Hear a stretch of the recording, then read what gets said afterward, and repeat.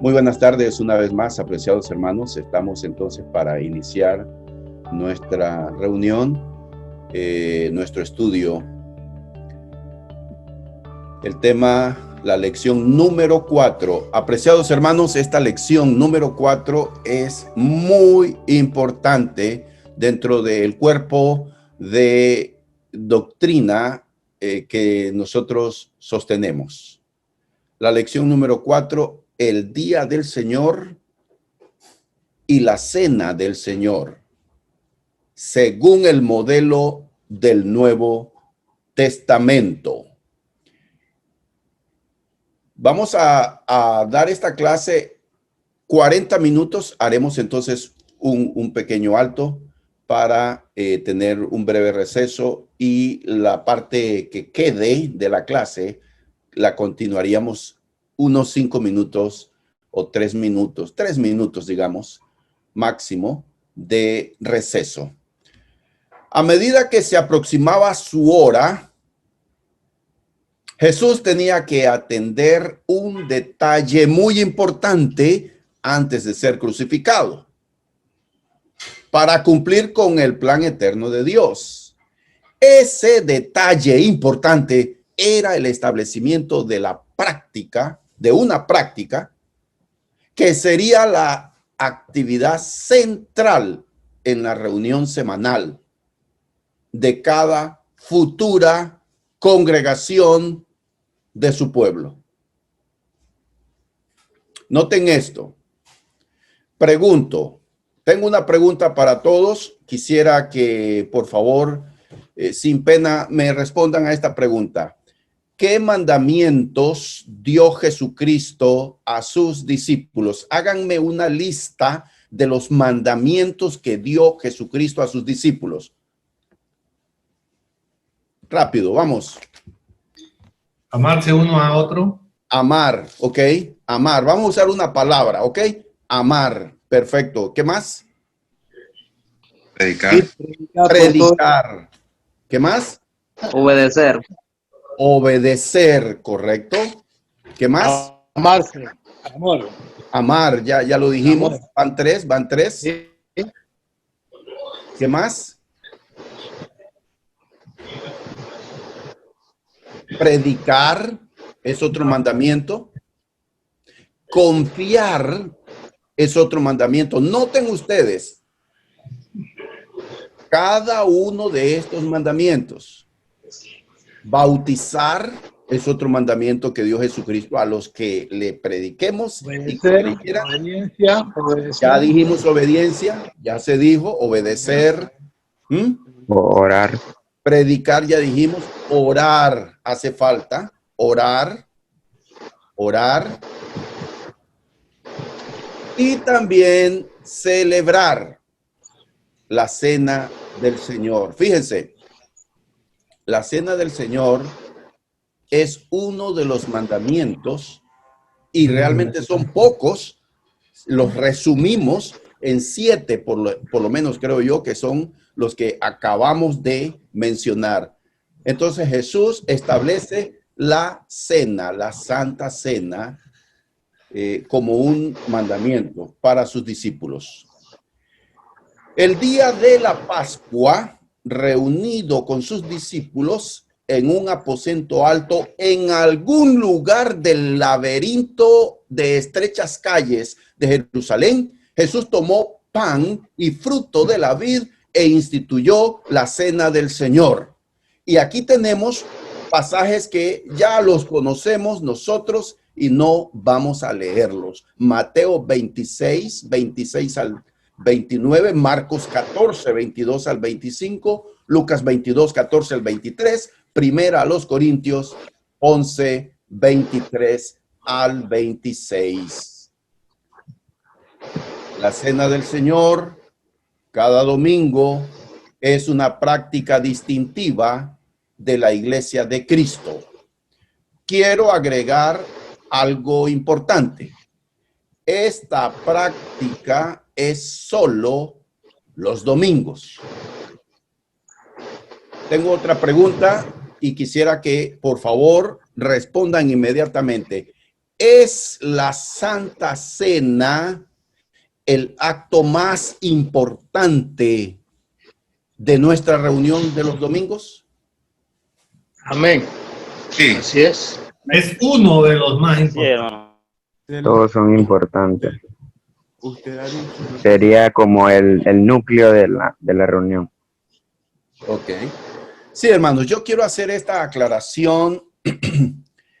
Miren, en realidad, yo no quiero confundirlos porque no es ese mi propósito, pero cuando nosotros decimos, oigan bien, hermanos, cuando el que dirige la Santa Cena dice, hemos llegado al acto más importante, ciertamente la Santa Cena es el núcleo, es el corazón, es la razón principal de nuestra reunión. Y podríamos dar un mensaje, aunque afirmar, oigan bien, que la Santa Cena es el acto más importante. No estamos diciendo algo antibíblico, pero yo creo que puede darse la mala idea, tal vez, de restarle menos importancia a la oración, a la palabra de Dios, a la meditación, al sermón, a las alabanzas. Yo siento,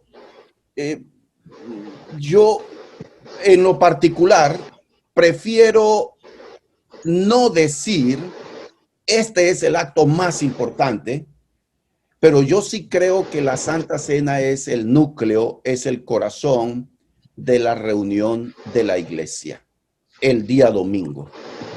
Es solamente un comentario para hacerlos reflexionar y que estemos despiertos quizás. Hermano, Sí. podemos hacer una analogía con el cuerpo. ¿Ok? Que la hace el Señor. ¿Acaso el corazón es más importante que los pulmones? Sí. Es como parte de todo, ¿no? Sí. Es importante a la vez, pero lo demás también tiene su importancia. Sí, claro. Ok.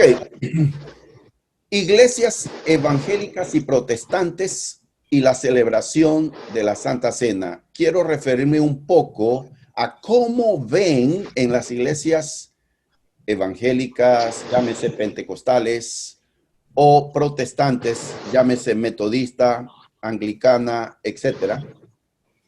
¿Cómo ven la Santa Cena? Dos cosas quiero referirme a ellos.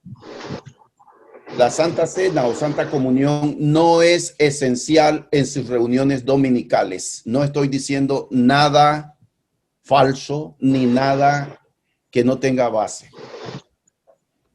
En las iglesias evangélicas y protestantes, la celebración de la Santa Cena no es parte de sus reuniones de los domingos. Segundo, la celebración de ellos, de la Santa Cena en estas iglesias, es un acto ocasional. No es algo como nosotros lo hacemos todos los domingos.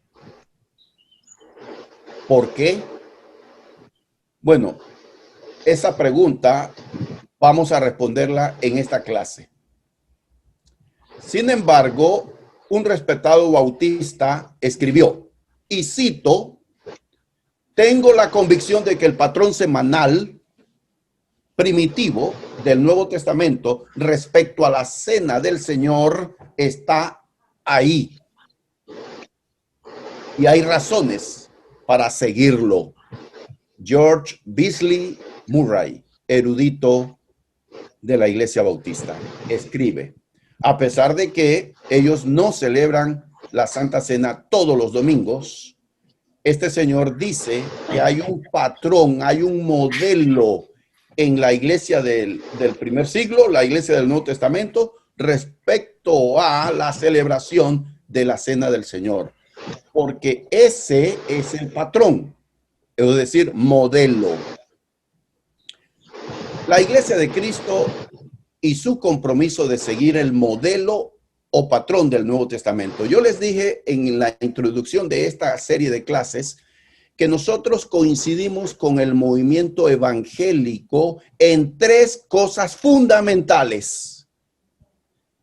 Nosotros creemos en la inspiración divina de los hombres que escribieron la Biblia. Igual que el movimiento evangélico lo creen. Y de igual manera nosotros creemos que solo Jesucristo es Señor y Salvador. Compartimos 100% esta creencia fundamental. De igual manera, nosotros compartimos, al igual que ellos, que el hombre o la mujer que ha obedecido al evangelio debe vivir una vida santa, agradable al Señor. Compartimos esta creencia fundamental. Sin embargo, lo dijimos en el inicio de esta serie de lecciones y lo repetimos ahora. Solo la llamada Iglesia de Cristo, nosotros, tenemos un mensaje que hace un llamado a la restauración de la iglesia hoy, siguiendo el modelo del Nuevo Testamento. Nosotros creemos que el cristianismo se desvió del modelo del Nuevo Testamento y que debemos restaurar ese modelo. Este es un aspecto que nos distingue y con el cual el movimiento evangélico no comparte, porque nunca lo oímos a ningún pastor decir eso, de que la iglesia, el cristianismo, se ha desviado del patrón original del Nuevo Testamento y que tenemos que restaurar dicho patrón en doctrinal en la iglesia hoy.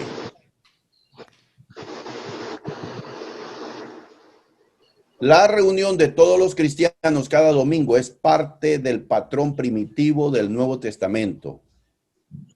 Repito, la reunión de todos los cristianos cada domingo, hago énfasis, cada domingo es parte del patrón primitivo del Nuevo Testamento, es decir, del modelo de cómo los primeros cristianos, las primeras iglesias lo hacían. Y participar de la cena del Señor el domingo es también parte de ese patrón primitivo. Vamos a sustentar esta última afirmación. Por ejemplo, reuniones de la iglesia del Nuevo Testamento. Hay un patrón y lo que voy a establecer aquí, citando todos estos versículos, es que la iglesia del Nuevo Testamento, los cristianos, según el Nuevo Testamento, se reunían con frecuencia. Oigan bien, se reunían los cristianos, o sea, las iglesias. Durante todo un año se reunieron con la iglesia en Antioquía, Hechos 11:26. Había reuniones de la iglesia. Otro texto, Hechos 14:27. Cuando llegaron, reunieron a la iglesia en Antioquía. Cuando regresan de su primer viaje misionero, reúnen a la iglesia. Cuando se reúnan en el nombre de nuestro Señor Jesús, Primera de Corintios 5:4. Cuando se reúnan, da a entender que la iglesia en Corinto tenía la costumbre de reunirse. Oigo decir que cuando se reúnen como iglesia, Primera de Corintios 11:18, Pablo dice, oigo decir que cuando ustedes se reúnen, es decir, era una costumbre, un hábito de los cristianos reunirse. Y finalmente, la última cita, si toda la iglesia se reúne y todos hablan en lenguas, Primera de Corintios 14:23. El punto que estamos estableciendo aquí es que la iglesia del Nuevo Testamento se reunía, los cristianos se reunían como grupo, como comunidad de fe. El Nuevo Testamento enseña que las reuniones con la iglesia son un compromiso permanente y Dios espera que cada cristiano cumpla. Hermanos, Dios espera que cada cristiano cumpla. Esto es vital, apreciados hermanos. La reunión de la iglesia el día domingo. Los cristianos deben reunirse. Es un compromiso permanente de reunirnos con mis hermanos y hermanas en la fe. Hebreos 10, 24 y 25. No dejemos de congregarnos como acostumbran hacerlo algunos. Establece aquí el escritor del libro a los Hebreos. Aparentemente las ausencias injustificadas a las reuniones de la iglesia no son solo un problema de nuestra época. Ya era algo que estaba ocurriendo en la iglesia del Nuevo Testamento. Miembros no se reunían con la iglesia en esas reuniones semanales de la iglesia. Una parte muy importante de la verdadera identidad cristiana es reunirnos con la iglesia. Nuestra fe es privada, es individual. Nadie puede creer por nosotros. Eso es cierto. Sin embargo, ser un fiel cristiano requiere tener comunión con un grupo de amigos cristianos. Y Dios definitivamente requiere que ese grupo, o sea, la iglesia, se reúna regularmente para adorarlo a Él y edificarse en la fe unos a otros. ¿Cuándo y con qué frecuencia se debe reunir la iglesia?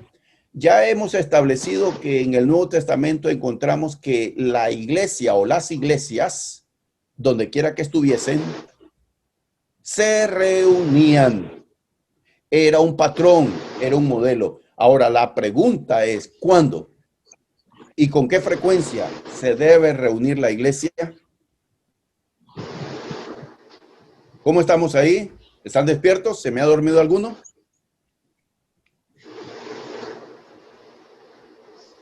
Aún no. Ok. Muy bien. Respuesta a la pregunta, ¿cuándo? El Nuevo Testamento apunta a un día particular para esas reuniones. Ese día, usando el lenguaje de la Biblia, es el primer día de la semana. Y usando nuestro lenguaje, es el domingo. Ahora tengo otra pregunta. Tengo una pregunta. A ver, rápidamente, por favor, pregunto. ¿Por qué en el Nuevo Testamento no aparece la palabra domingo para referirse a ese día de la semana en que la iglesia del primer siglo se reunía? Pregunto, ¿por qué no aparece la palabra domingo? Ese no era el lenguaje que se usaba. Ok, ¿alguien? Exacto, usted está tibio, está llegando ahí. ¿Alguien más?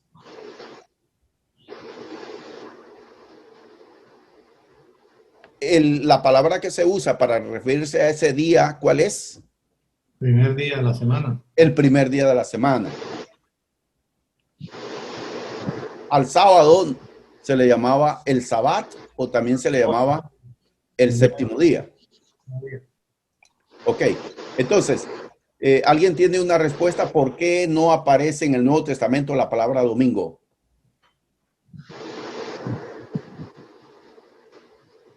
¿Nadie?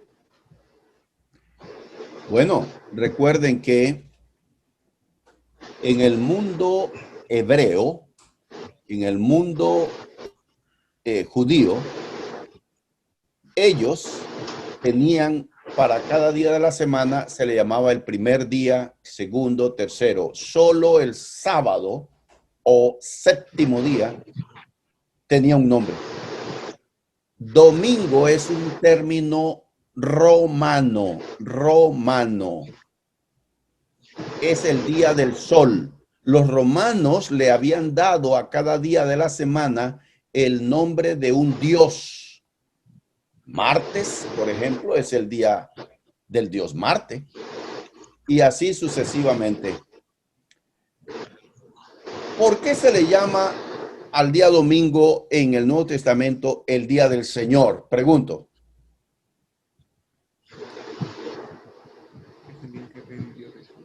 Es el día El primer día de la semana que se el día que el Señor resucitó, el día que recibieron la promesa del Espíritu Santo. Ok, excelente, muy bien. Perfecto, claro que sí. Entonces, la evidencia del Nuevo Testamento que establece el domingo como día de reunión de la iglesia es la iglesia en Troas, Hechos 27. Este es un texto que registra Lucas como el día en que la iglesia se reunía. El primer día de la semana, dice así, comienza diciendo Hechos 27, el primer día de la semana, reunidos los discípulos para partir el pan. Pablo predicó y alargó el discurso hasta la medianoche. Así dice el texto, hermanos. El primer día de la semana, y ya sabemos que se refiere a domingo. Tal vez ellos convocaron a una reunión especial el domingo solo por la visita de Pablo. ¿Puede argumentar alguno? Escuchen bien esto. Bueno, no resiste otros argumentos. Este argumento no resiste la prueba escritural interna. Porque los cristianos se reunían, ya lo establecimos, y el día en que se reunía era el domingo, como el día del Señor. Aparte de otras reuniones que no aparece como un patrón, pero en el Nuevo Testamento, pero el día domingo sí está establecido. El Nuevo Testamento ofrece suficiente información para establecer el hecho de que la iglesia en Troas se reunió regularmente los domingos y no solo fue por la visita de Pablo. Por ejemplo, 1 Corintios 16, 1 y 2, rápidamente abramos la Biblia, por favor, hagamos este ejercicio. 1 Corintios 16, 1 y 2. Pido a Daniel que por favor lo lea. Ahora bien, consideremos la pregunta acerca del dinero que se está juntando para el pueblo de Dios en Jerusalén. Deberían seguir el mismo procedimiento que les di a las iglesias de Galacia. El primer día de cada semana, cada uno debe separar una parte del dinero que ha ganado. No esperen hasta que yo llegue para luego tratar de reunirlo de todo un golpe. Miren, entonces aquí el apóstol Pablo establece una orden, una directriz sobre cómo recoger esa ofrenda que él andaba recogiendo entre las iglesias que él había establecido, las iglesias gentiles. Esta ofrenda, una contribución para ayudar a los necesitados en Judea. Y él dice el domingo, el primer día de la semana, porque había un modelo, estamos estableciendo y se está viendo con claridad que los primeros cristianos desde el inicio de la iglesia empezaron a reunirse el día domingo. Reunión los domingos, prueba histórica. Cito aquí una prueba histórica. Alrededor del año 155, un maestro cristiano llamado Justino Mártir escribió una carta al emperador romano Antonio Pío, año 138 al 161 después de Cristo, sobre las creencias y prácticas del cristianismo para defenderse de acusaciones de inmoralidad y traición. Esto es lo que escribió Justino Mártir alrededor del año 155. Miren este documento. Nosotros siempre estamos juntos y damos gracias al Hacedor por medio de su Hijo Jesucristo y a través de su Espíritu Santo por todas las cosas que nos provee. Y en el día llamado domingo hay una reunión en el mismo lugar, ya sea en ciudades o aldeas rurales. Todos hacemos nuestra asamblea en común en el día llamado del sol, el domingo. Justino Mártir. Otro registro histórico importante de la literatura del cristianismo primitivo que nos da una mirada al culto de la iglesia del segundo siglo es un documento corto llamado la Didaqué, también conocido como la enseñanza de los 12 apóstoles. Miren este documento anónimo y se le puso el nombre Didaqué porque contiene algunas instrucciones. La mayoría de los eruditos opinan que este documento anónimo fue escrito a finales del siglo I o a principios del siglo II y que el propósito fue dar instrucciones básicas a los cristianos en una variedad de temas. Uno de esos temas es el requisito de reunirse con la iglesia. Así dice: habiendo confesado tus pecados para que tu sacrificio sea puro, reúnete con los demás hermanos en el día del Señor. Entonces, estamos estableciendo algo aquí interesante, hermanos, con evidencias históricas, evidencias escriturales del Nuevo Testamento. Uno, la iglesia, los cristianos del primer siglo se reunían. Dos, se reunían el día domingo, conocido como el día del Señor o el primer día de la semana. Y la asamblea dominical era una reunión para comer. Volvamos a Hechos 27. La iglesia en Troas se reunía el domingo para participar de la cena del Señor. Así lo dice Hechos 27. El primer día de la semana reunidos los discípulos para partir el pan. Allí establece o declara el propósito principal de la reunión: para partir el pan. La iglesia en Corinto también tomaba la cena del Señor y en efecto, ese era el propósito principal de su reunión los domingos. Primera de Corintios 11, 20 y 33. Leemos ese texto, hermanos. Primera de Corintios 11, versículo 20 y el versículo 33. A ver, Daniel. Cuando ustedes se reúnen, la verdad es que no les interesa la cena del Señor. Así que, mis amados hermanos, cuando se reúnen para la cena del Señor, espérense unos a otros. Mire, estos dos versículos, primera a los Corintios 11, 20 y el versículo 33, son evidencia de que la iglesia en Corinto se reunía el domingo para la cena del Señor, solo que la iglesia en Corinto había causado un desorden a la hora de participar de la cena del Señor, y Pablo escribe para corregir ese desorden y esa confusión de cuál era el significado y cuál era el propósito de la cena del Señor, porque ellos habían confundido con una comida común y corriente. Pero eso no quita el hecho de que los primeros cristianos, según vemos aquí, se reunían el domingo para celebrar la cena del Señor.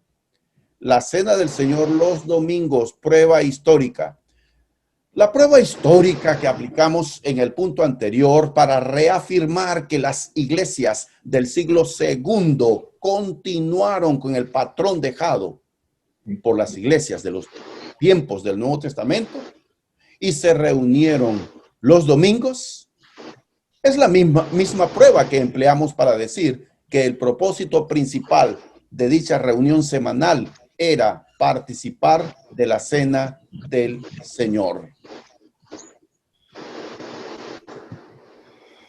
El domingo, la reunión de la iglesia y la cena del Señor es una conexión que no nos debe sorprender. Realmente no es ningún misterio que los primeros cristianos hayan escogido el domingo para reunirse y participar de la cena del Señor, en vista de que ese es el día designado por Dios para completar su obra de salvación, resucitando a Jesús de la tumba. El Espíritu Santo se aseguró que Mateo, Marcos, Lucas y Juan especificaran el día de la semana en que la tumba de Jesús fue encontrada vacía. Aquí tenemos los textos: Mateo 28:1, Marcos 16:2, Lucas 24:1 y Juan 20:1. Establecen que el día primero de la semana Jesús resucitó. Muy bien. Tengo aquí una pregunta que escribe nuestro nuevo hermano Roger Dixon. ¿La cena del Señor se hizo en la mañana o en la noche? En la noche. Sí. Pero recuerden, escuchen bien esto. Se hizo de noche porque la reunión era por la Pascua. Y ya lo he dicho en otras clases y en otras oportunidades. Por favor, no confundan como el mundo cristiano, entre comillas, moderno, confunde el término Pascua. En diciembre, cuando celebran la Navidad, la gente dice felices Pascuas. Yo no sé cómo, quién y dónde mezcló dos cosas completamente distintas: el nacimiento de Cristo y la Pascua, porque en la Navidad celebran el nacimiento de Cristo, ¿verdad? La Pascua era una fiesta anual de los judíos muy importante, que celebraban la liberación de la última plaga en Egipto. Dios ordenó a través de Moisés que mataran un cordero y que lo comieran de cierta forma y lo prepararan y celebraran esa Pascua. Esa noche que enviaría un ángel que mataría el primogénito tanto de humanos como de animales en Egipto, como la 10ª plaga para hacer que el faraón dejara libre a Israel. Pascua significa pasar por alto. Eso significa la palabra Pascua.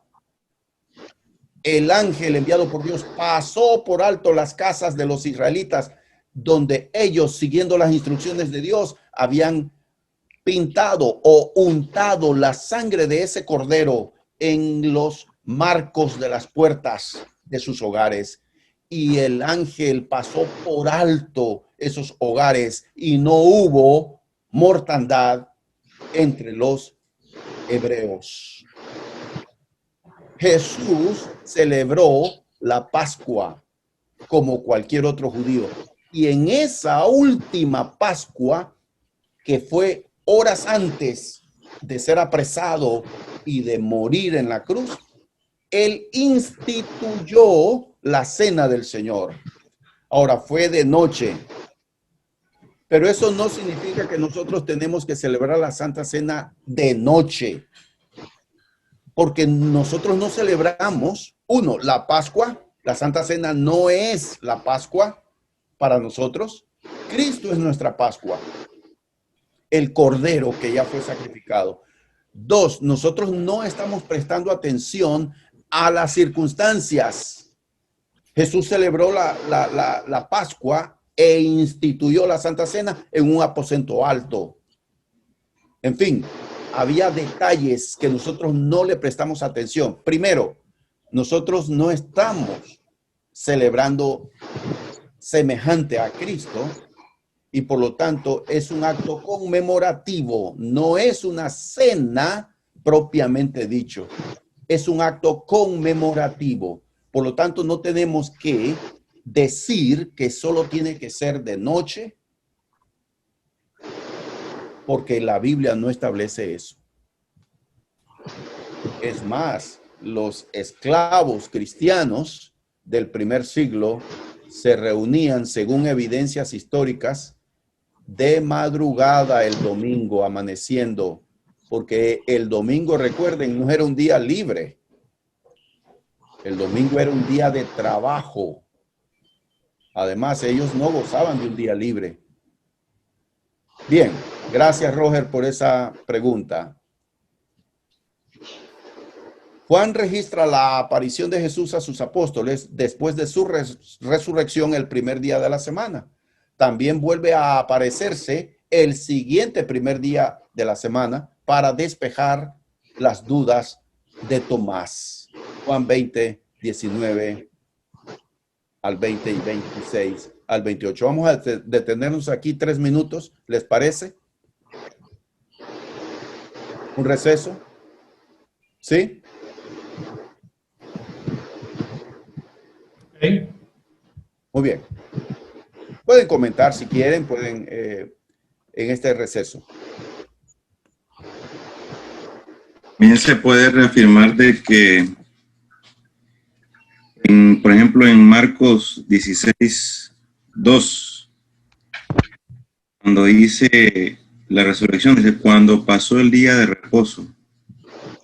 O sea, sabemos que en el Antiguo Testamento el día de reposo era el sábado, así que el día siguiente era domingo.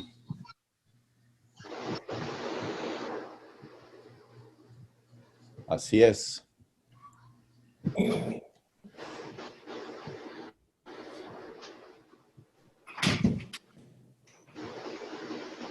Muy bien, está Santos, está Aarón, ¿no están con nosotros? Santos sí. Aarón, Juan Sí, Carlos. yo Sí, estoy aquí, hermano. También. Aarón, ok. ¿Y Juan Juanca Carlos? también. Lo único es que no se ven. Ah, ok. Comentarios, ¿tienen alguna pregunta, algún comentario, por favor?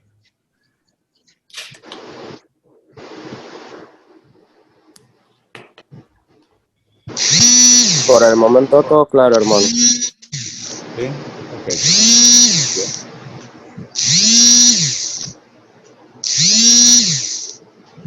Bueno, vamos entonces con la clase. Continuamos. ¿Quién tiene ese drill?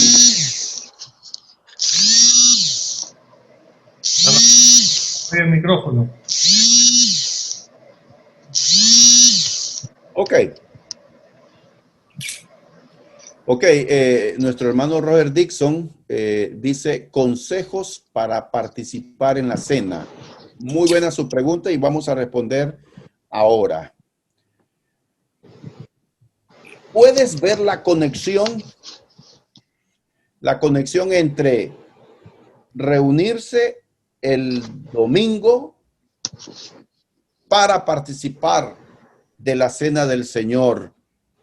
¿Puedes ver esa conexión? No es de maravillarnos que pronto los discípulos empezaron a llamar al domingo el día del Señor. Apocalipsis 1:10, Juan estaba prisionero en esta isla prisión llamada Patmos por causa del evangelio y dice, Era el día del Señor y yo estaba adorando en espíritu.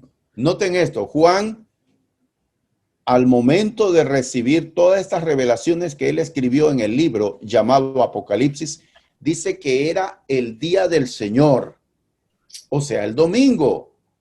¿Y qué estaba haciendo Juan el domingo? Unido en espíritu con sus hermanos. Él sabía que en el continente y en todas partes la iglesia estaba reunida adorando al Señor.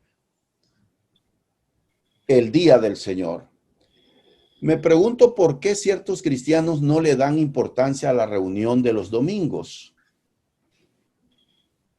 ¿Por qué se vuelve un hábito, hermanos, de no ser constantes en reunirnos los domingos? Hábito.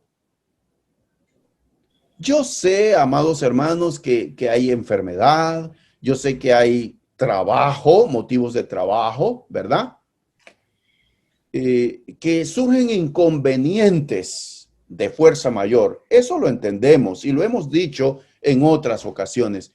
Sin embargo, no reunirnos por pereza el día domingo, por pereza, porque le doy prioridad a otras actividades. Es realmente lamentable, hermanos. La reunión de los cristianos el domingo, según hemos visto en las escrituras del Nuevo Testamento, es algo importante. Hermano, los que andamos en estos caminos después de viejos, digamos así, en la experiencia mía personal, el domingo era el día de la playa, del relajo, de la barbacoa, de ir a los juegos. Entonces, el no conocer la importancia, uno no se la da. Así es. Entonces, pienso yo que algunos hermanos también que vivieron esa época, esa etapa, o de esa forma, también es difícil dejarla y echarla a un lado. Yo recuerdo un cristiano, no miembro de la Iglesia de Cristo, un amigo cristiano evangélico, que él trabajaba duro como todo el mundo, ¿verdad? Y entonces él se reunía en su iglesia, la reunión del día viernes. Era infaltable, porque él se iba a su casa de playa o de campo el sábado en la mañana y él se desconectaba. Él sentía que el día viernes era el día más importante para él. Creo que hay que asociar el día y el propósito. La reunión el día del Señor el domingo y el propósito, participar de la Santa Cena del Señor. Es vital, es escritural. La Cena del Señor, ¿qué es? Vamos a hablar un poco y a responder a la pregunta de Roger Dixon. Tengamos cuidado de caer en el error de enfocarnos en el día y no en el significado del evento del día, la Cena del Señor. Evitemos el ritualismo. Es muy importante entender que el propósito que tiene Dios en cada actividad que ha dejado para la iglesia es darnos una bendición que nos ayudará a crecer en fe. La Cena del Señor no es la excepción. Recuerden, la actividad de la Cena del Señor es para nuestra bendición. Participar de la Cena del Señor es un acto espiritual muy importante, hermanos. No podemos perder de vista, por más frecuente y cotidiano que sea este acto cada domingo, no podemos caer en el error de hacerlo automáticamente, sin darle el propósito a ese instante. Nos estamos perdiendo la bendición y el propósito que tiene. Es muy importante entender que el propósito que tiene Dios entonces es bendecirnos. Primera de Corintios 11:28 nos dice que debemos examinarnos a nosotros mismos. Antes de tomar la Cena del Señor, las instrucciones que da el apóstol Pablo aquí en 1 Corintios 11, desde el versículo 23 en adelante, Pablo instruye cómo se debe tomar la Cena del Señor. Anoten este texto y tómenlo en cuenta porque es importante. En el versículo 28 nos dice que debemos examinarnos a nosotros mismos. Un autoexamen involucra analizar nuestra relación con los hermanos y hermanas en Cristo. De igual manera, el texto nos invita a contemplar el significado de la Cena del Señor. Cena del Señor. Este término debe ser un constante recordatorio que cuando estamos participando de este acto, estamos participando en una actividad que es únicamente del Señor. Es su cena, no nuestra. Es su mesa, no nuestra. Primera de Corintios 10, 20 al 21. Pablo lo dice. Venimos a la mesa cada domingo como sus invitados. Y cuando comemos y bebemos, lo honramos a Él como el indescriptible don de Dios. ¿Pueden ver ustedes en esta dimensión el significado del acto de la cena del Señor, hermanos? ¿Lo captaron? ¿Entró a su corazón esta explicación? Se le llama la cena del Señor porque es de Él, no es mía, no es de mi iglesia. Debemos ver con suma reverencia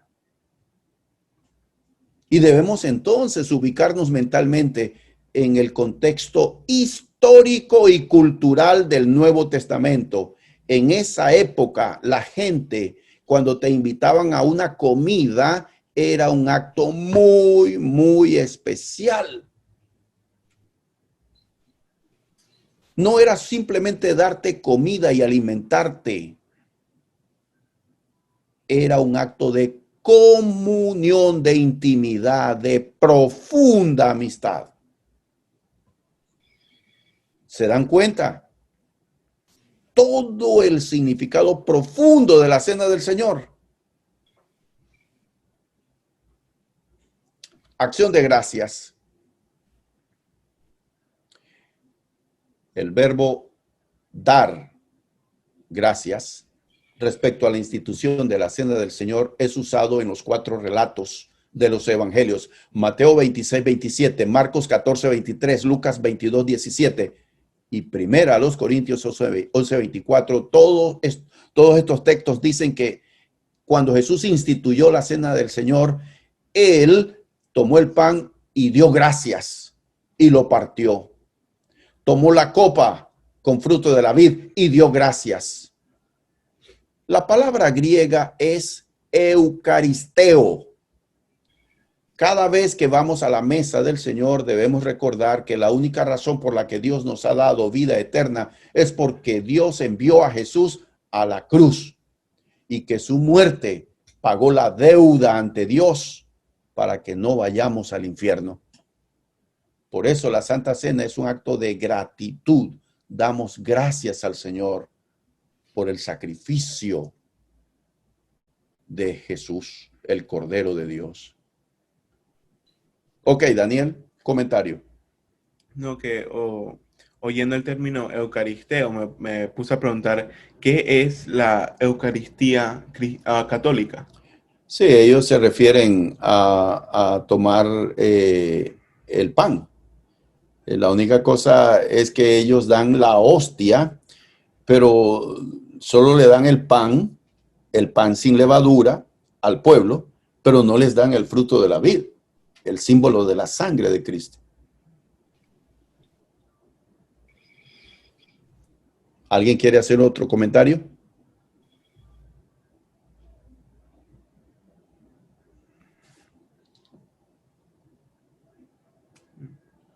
Seguimos. No. Daniel Sí, iba a sí, decir algo sí, más. otro. Ok. En el catolicismo es como ellos bautizan a los niños. Ajá. Por ende, para ellos todos están bautizados y son para el bautismo es lo que indica si uno puede tomar la hostia o es que cualquiera puede ir. No, ellos celebran una fiesta que le llaman la primera comunión. Reciben catecismo, reciben instrucción y en un acto donde te visten, las niñas y los varones se visten. Yo me vestí con una túnica de sacerdote cuando yo tomé mi primera comunión. Y eso es a cierta edad, ¿no? Ya uno, un adolescente o preadolescente, es que toma la primera comunión. Entonces, en esa ceremonia que se realiza en la iglesia católica, te recibes por primera vez y a partir de allí se te considera entonces miembro y responsable, ya miembro de la Santa Madre Iglesia. Entonces el bautismo no es lo que da ese privilegio. El bautismo de infantes es para que no seas moro y que si mueres no vayas al limbo. Un niño que está sin bautizarse, dicen, es peligroso. Los duendes se lo pueden llevar. Y un montón de cosas que le enseñan. ¿Comentarios?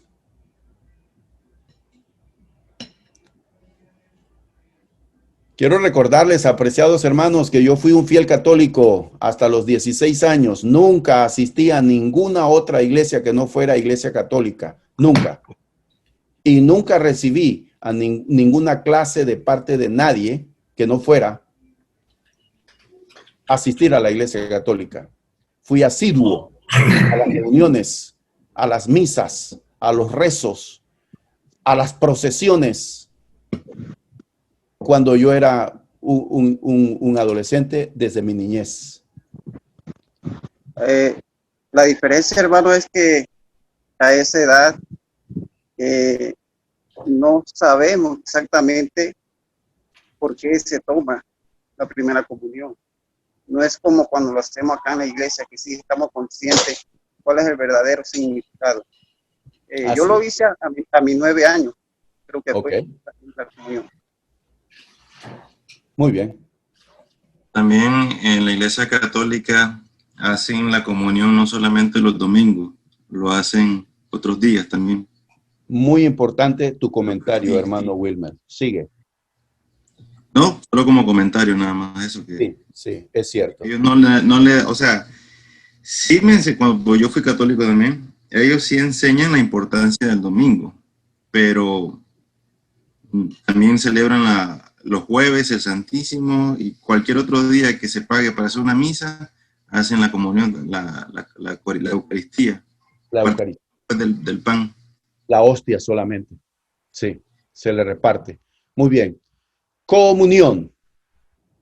Pablo dice que la copa que bebemos es una koinonía en la sangre de Cristo y que el pan que comemos es una koinonía en el cuerpo de Cristo. Primera a los Corintios 10, 16 y 17. Pablo está diciendo que cuando nos reunimos en la mesa del Señor, estamos compartiendo de su sacrificio y sus beneficios. Nosotros estamos participando en su muerte y en su sangre. Una de las doctrinas del dogma católico, conocido como la transubstanciación, que significa que en el instante en que el sacerdote bendice la hostia y bendice la copa conteniendo el jugo de uva, se convierten, óigase bien, en el cuerpo y en la sangre de Cristo. Nosotros no vemos eso en la Biblia. Cuando damos gracias y bendecimos estos dos elementos, el pan sin levadura y el jugo de uva, no estamos diciendo que en ese preciso instante se convierten en el cuerpo y en la sangre. Son símbolos, representan el cuerpo y la sangre de Cristo. Otra cosa muy importante, un error doctrinal del dogma católico respecto a la Santa Comunión es que la Eucaristía es considerado un sacrificio. Por eso, donde está el sacerdote oficiando, óigase bien, se le llama altar. Y luego el mundo evangélico hoy en día empiezan a repetir frases tomadas equivocadamente y se refieren a donde está el púlpito, el altar. Hermanos, mucho cuidado con terminología que no es correcta emplearla. ¿Qué es el altar? El altar es nuestra propia vida, amados hermanos. Nosotros somos el sacrificio. Entonces, en el momento de la Santa Cena no se está efectuando el sacrificio de Cristo. Una sola vez murió Cristo. Hebreos 9:27, hermanos. Murió una sola vez. Y Hebreos, ya lo estudié con ustedes hace unos meses atrás, capítulo por capítulo, y tomé tiempo para explicar la muerte de Cristo. ¿Qué significa? Cristo, nosotros cada vez que tomamos la Santa Cena, no estamos sacrificando el cuerpo de Cristo. Él se sacrificó. Nosotros estamos conmemorando su sacrificio y tenemos comunión a través de estos dos elementos que representan su cuerpo y su sangre. Memorial. En la Cena del Señor estamos conmemorando y recordando la muerte y la resurrección de Cristo. Primera de Corintios 11, 24 y 25. Hermanos, recuerden, la Santa Cena es un memorial. Por eso, y debemos entender qué significa memorial. Significa recordar, es un recordatorio. Por eso cada cristiano, cada hombre y mujer, en el instante, óigase bien, y hago énfasis, en el momento en que estamos en la Santa Cena, no debe haber otro pensamiento ni otro comentario. No debemos estar hablando ni escribiendo. Necesitamos estar concentrados en qué significa ese acto. En ese momento repasamos mentalmente la cruz y la pasión de Cristo. De esa forma estamos participando correctamente. La pregunta de Roger, ¿cómo participamos? Recordando entonces en ese instante la muerte de Cristo y estamos concentrados y nuestra mente está en el Calvario. Mientras yo como el pan, debo recordar que Cristo murió por mí. Mientras yo tomo la copa, debo recordar que Él me tuvo en su mente cuando brotó su sangre desde la cruz. Pablo dice que cuando tomamos el pan y la copa, la muerte del Señor anunciamos. Es decir, este es un acto que revive la pasión de Cristo por nosotros. Primera de Corintios 11, 26. Esperanza futura. Una pregunta, hermano, disculpe que la interrumpa. Sí, dele. El tomar el pan y el vino el domingo, eso es, aquí se me vino el tema de cuando era católico. El sacerdote siempre decían que no podía comulgar si estaba en pecado. Y tenía que irte a confesar.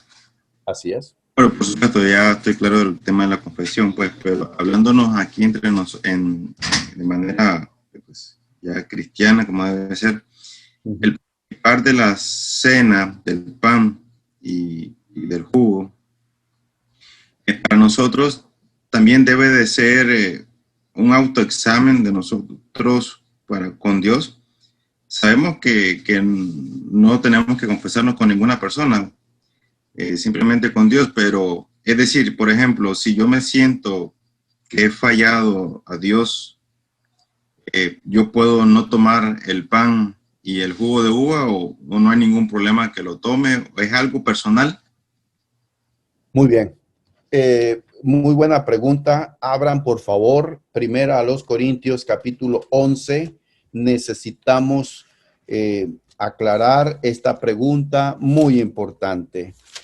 Miren, la Santa Cena es un acto personal. Escuchen bien, nadie en la iglesia tiene autoridad para decidir quién toma y quién no toma la Santa Cena. Pero también debo hacer la aclaración porque es bíblico. La Santa Cena solo la toman los redimidos, solo los que han entregado su vida a Cristo. La Santa Cena no es para gente que aún no ha entregado su vida a Cristo, no ha nacido de nuevo del agua y del Espíritu. Pero por supuesto, hermanos, si en un momento de repartir y pasar fila por fila, entregando la Santa Cena, algunos que están distribuyéndola no saben si esta persona que llegó hoy es miembro de la iglesia o no. Y esta persona alarga la mano y toma. Pues nosotros no le vamos a quitar la bandeja. Si esa persona no ha nacido de nuevo, tomar la Santa Cena no lo va a hacer más pecador de lo que es. Él está en pecado. Y la Santa Cena, delante de Dios, no hay comunión con esa persona que no ha nacido de nuevo. Por lo tanto, pues, no podemos hacer nada. No podemos evitar, no le tenemos que decir, no, usted no. Es un acto personal. En todo el pasaje bíblico, 1 Corintios capítulo 11, dice en el versículo 27, 1 Corintios 11, 27, de manera que cualquiera, miren, ahí habla en lo individual, singular, cualquiera que comiere este pan o bebiere esta copa del Señor indignamente, será culpado del cuerpo y de la sangre del Señor. Voy a volver a esta parte donde dice tomar el pan o beber la copa del Señor indignamente. ¿Qué es? Voy a regresar a eso. Versículo 28. Por tanto, pruébese cada uno. Recuerden, la doctrina aquí nos enseña que la Santa Cena es un acto individual, personal. Pruébese cada uno. Quiere decir, examínese cada uno. Es un instante. Por eso digo, hermanos, nunca voy a cansarme de enfatizar y nunca voy a enfatizar demasiado el hecho de que la Santa Cena no es algo que se toma a la ligera. No es algo que vamos a estar distraídos haciendo cosas y entonces luego tomamos y alargamos y agarramos el pan y luego la copa y como si nada. Es tarea del el que preside o los que presiden la Santa Cena hacer este énfasis. Pruébese cada uno a sí mismo. Ahí habla de un acto individual, personal. Entonces, si yo reconozco o yo veo que ando en un pecado,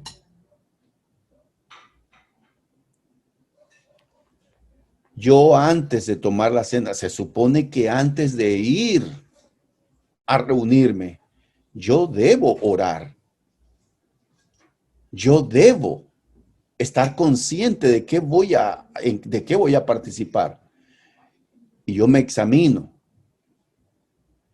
Y yo confieso a Dios en oración mis pecados. Me arrepiento, le pido perdón. Y entonces puedo tomar de la Santa Cena.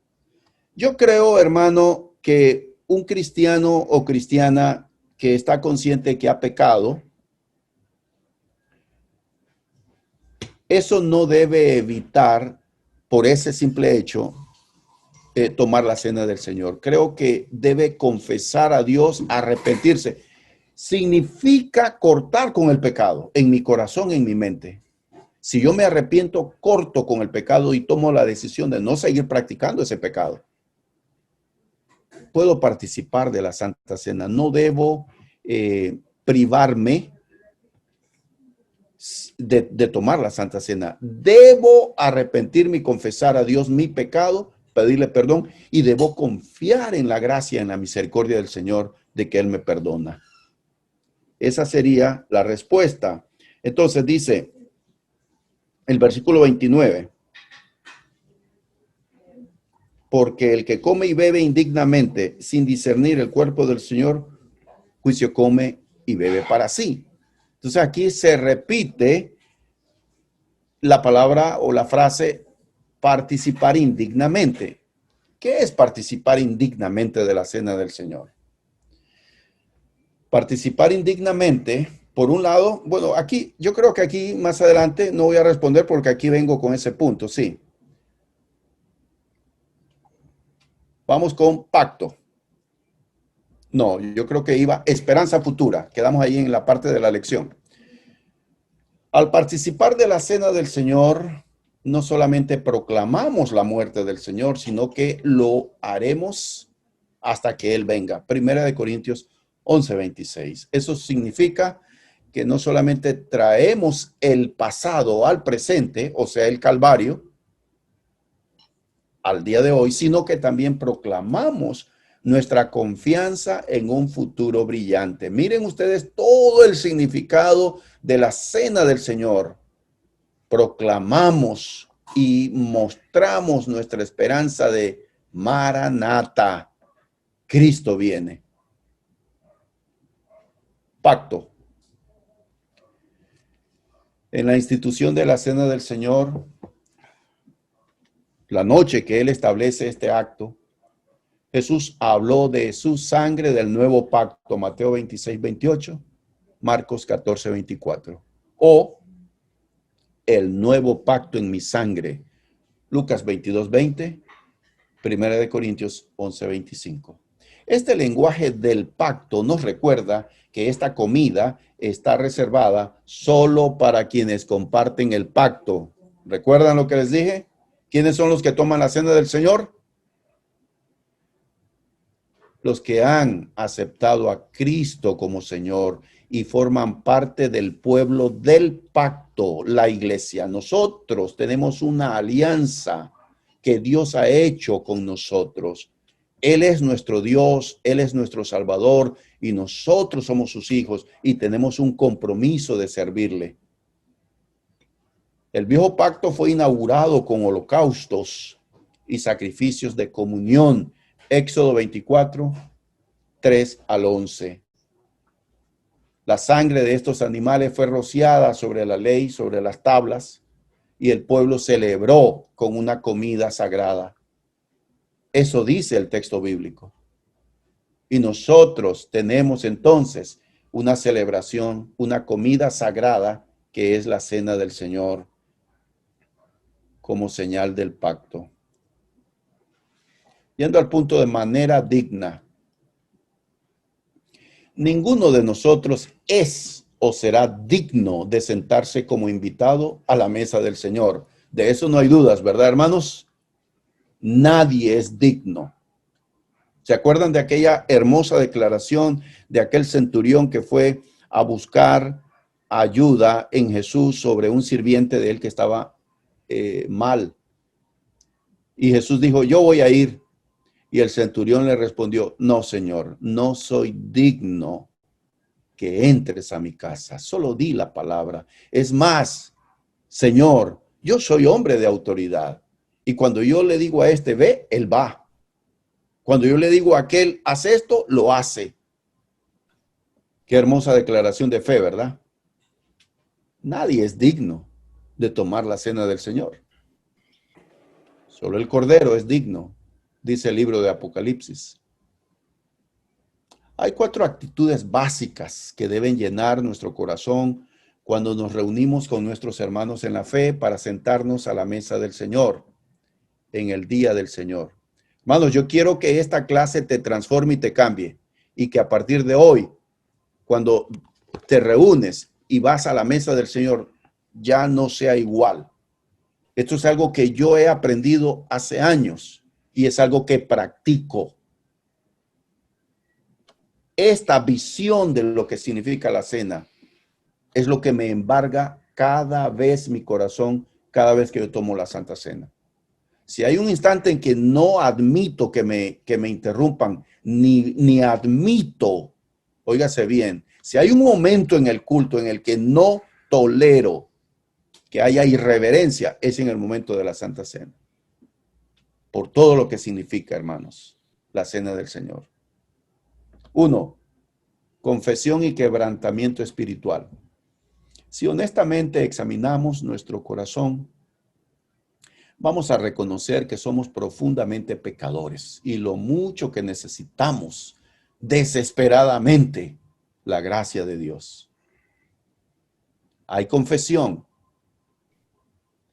Otra actitud que debe haber en nuestro corazón es reconciliación. Ya hemos establecido que la cena del Señor es una actividad de la comunidad de fe.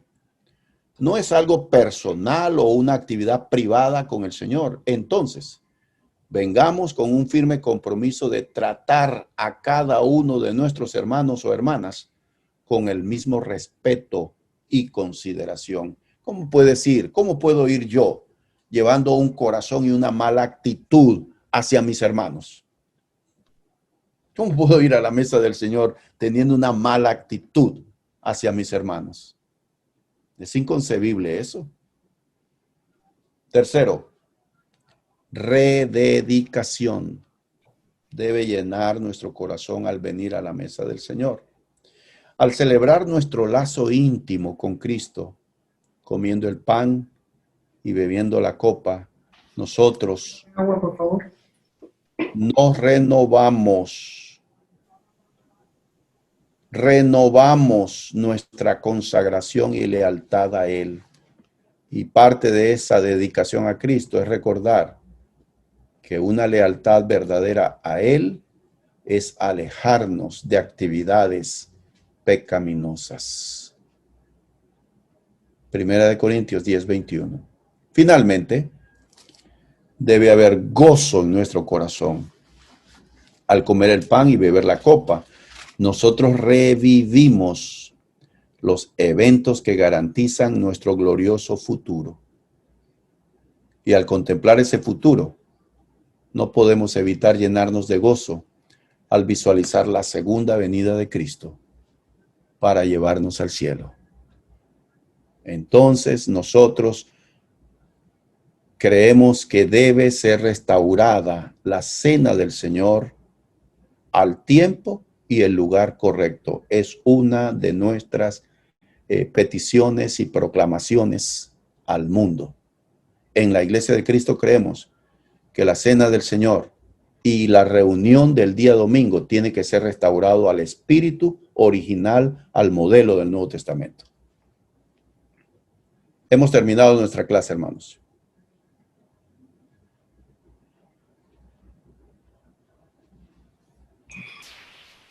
Comentarios. Muy bien, muy interesante reafirmar esos conocimientos. Muy bien. Pregunto, ¿qué significa participar indignamente de la cena del Señor? Tomar la cena como un ritual. Ok. No darle el respeto. Tomar la cena para sí mismo. Ok. No estar concentrado en el significado, en el memorial, no hacer memoria en ese momento de qué significa y por qué estoy tomando la cena del Señor.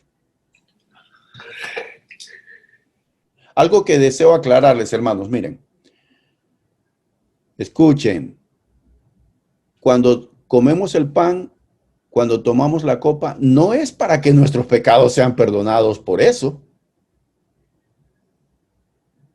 Nosotros no vemos el pan y la copa que en el momento en que estamos tomando mis pecados son limpiados. La cena no es para eso. La cena es para recordar el sacrificio de Cristo. La cena es para tener comunión con mi Señor y con mis hermanos. La cena es para anunciar su segunda venida.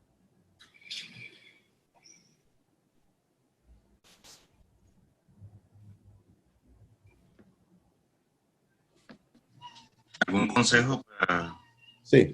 servimos en la cena del Señor? ¿Algo que debemos de mejorar cuando nosotros presidimos? Yo pienso que siempre se debe recordar, hermanos, a los hermanos, por qué participamos de la cena del Señor. ¿Qué significa la cena? El confesar nuestros pecados y ponernos a cuentas con Dios antes de tomarla. Y que no debe ser un obstáculo que usted mismo se autoexcluya solo porque ha pecado y no va a tomar la cena del Señor. Si usted ha pecado y no toma la cena del Señor, no, entonces no se ha arrepentido. Entonces, ¿por qué cantó? ¿Por qué oró? ¿Por qué dio la ofrenda? Nosotros antes de reunirnos tenemos que, en oración personal, confesamos a Dios nuestros pecados. y debemos confiar en la gracia y en la misericordia. Ninguno es digno, pero arrepentirnos de corazón y confesarle al Señor nuestro pecado. Debemos creer en su gracia y, por supuesto, cortar con el pecado. No podemos. Bueno, también otra pregunta, disculpe. Sí. En otras iglesias de Cristo, y disculpe que haga la comparación porque quiero hacer la pregunta, pero en los cultos, por ejemplo, de las iglesias de Cristo en Nicaragua, cuando antes de iniciar lo que es la Cena del Señor, hacen una oración general, donde se pide, pues, nos ponemos en la presencia del Señor y remarcan eso, pues, para el perdón de nuestros pecados, pidiéndole perdón a Dios por nuestros pecados, para que nos pongamos en esa sintonía. Uh-huh. Eso es algo que lo decide cada iglesia, cómo hacerlo, no es una forma de... Claro. Porque nosotros no lo hacemos, pues nosotros hacemos una oración por cada elemento. Así es. Sí, no, si ustedes notan en el Nuevo Testamento no hay unas instrucciones en esos términos. Solo las instrucciones claras que están ahí en 1 Corintios capítulo 11, desde el versículo 23. Y también en el capítulo 10, Pablo hace referencia al desorden que se armaba en la iglesia de Corinto a la hora de la Cena del Señor. Y Pablo dice, ustedes no se reúnen para lo mejor, sino para lo peor. Había un desorden. Y porque ellos, escuchen bien, ellos tomaban jugo de el vino. Escuchen bien, ellos no tomaban el jugo de vid como nosotros. Ellos tomaban vino, pero le echaban agua. Era la costumbre. Pablo le dice a Timoteo en su carta, por causa de tus problemas estomacales ya no tomes agua, toma vino. Uh-huh. El vino era parte de la dieta de ellos, no la borrachera, no el exceso, pero en la hora de la Santa Cena, ellos tomaban vino, pero un vino con agua y no era un vaso, porque recuerden que la cena es un símbolo, la Santa Cena no es para llenarme, no es una comida, es un símbolo, una conmemoración. Por eso nosotros damos una copa de jugo de la vid, porque esa es nuestro hábito, es nuestra costumbre, porque nosotros no tomamos ni siquiera una cerveza, porque nosotros preferimos abstenernos de eso. Ahora, recuerden esto, hermanos, la Cena del Señor es el núcleo, es el corazón de la reunión del día domingo. Y debe haber concentración. Hacer una oración antes de participar de la cena, empezar a explicar, es correcto, no hay nada y si nosotros lo consideramos, podemos hacerlo. Tenemos que ver todo lo positivo que veamos en otras congregaciones que nos puede ayudar a nosotros en eso, en ese aspecto. Entonces, pregunta o comentario antes, disculpe, hermano. Sí, dele. Cuando quiero, por si acaso, algunos hermanos no están claros, pero cuando participamos cuando estamos dirigiendo la Santa Cena, es importante hacer que en la oración, cuando estamos pidiendo por el pan o por el vino, es importante que nosotros debemos pedir en oración de que Dios bendiga en ese momento los elementos, en este caso el pan y el jugo. Uh-huh. No pienso de que no hay que obviar eso en la oración. Orar por todo menos por el propósito de esa oración. Ajá, que el propósito es que pedir a Dios, siempre hay que decirlo de que bendiga el pan y que bendiga el vino. Claro. Y para aquellos de nosotros que están aquí conectados o para algún amigo, porque estas lecciones están siendo subidas a la página de la iglesia, al canal de la iglesia en YouTube, quiero aclarar que el pan es harina de trigo sin levadura, porque recuerden que en la Biblia la levadura simboliza pecado, corrupción. Y Jesucristo fue sin pecado, nunca pecó. Y ese pan que en el momento en que nosotros celebramos la Santa Cena, para nosotros en ese instante representa el cuerpo de Cristo. Por eso es sin levadura. Y el fruto de la vid, porque es el modelo y el formato, jugo de uva o fruto de la vid. De no haber en algunos otros países, como por ejemplo tengo entendido, nunca he estado en Uruguay, pero en Uruguay la iglesia, ellos toman vino. Probablemente en España, no me sorprendería, o en Italia, o en Grecia, la iglesia del Señor toman vino con agua a la hora de la Santa Cena. Entonces, en ese momento oramos para que Dios bendiga ese elemento, lo consagramos para que simbolice la sangre de Cristo. Entonces, la oración es vital, como dice el hermano Wilmer, que el que va a orar por el pan, ore para que Dios bendiga el pan, porque en ese instante nosotros, la iglesia, lo consagra para que simbolice el cuerpo de Cristo. Es muy importante que quienes van a presidir tengan conciencia de que tienen que prepararse muy bien. No es cuestión de elegir un solo versículo, dos versículos y ya, hermanos. Tiene que prepararse durante la semana. No caigamos en la pereza y vamos siempre con el mismo pasaje bíblico, habiendo tantos pasajes que hablan del sacrificio de Cristo. Y no necesitamos tampoco leer 20 versículos. Lo importante es que leamos 2, 3 versículos, pero que expliquemos qué significa. Yo creo que los que dirigen la Santa Cena son culpables de que los miembros no tengan la actitud correcta y no estén tomando la Cena del Señor de la manera correcta. Porque estamos fallando en, uno, preparar muy bien la reflexión que vamos a dar. No es un sermón, pero es una reflexión muy bien pensada y orada, lo que vas a compartir con tus hermanos sobre qué es la Santa Cena. Tiene que haber conciencia de parte de ustedes y esta clase es para crear mi objetivo. No solo que ustedes tengan este conocimiento y sepan por qué participamos, sino que también ustedes tengan un entrenamiento. Y deben ustedes tomar bien en serio lo que sea que se le asigne. Tienen que estar enfocados en el propósito de la Cena del Señor.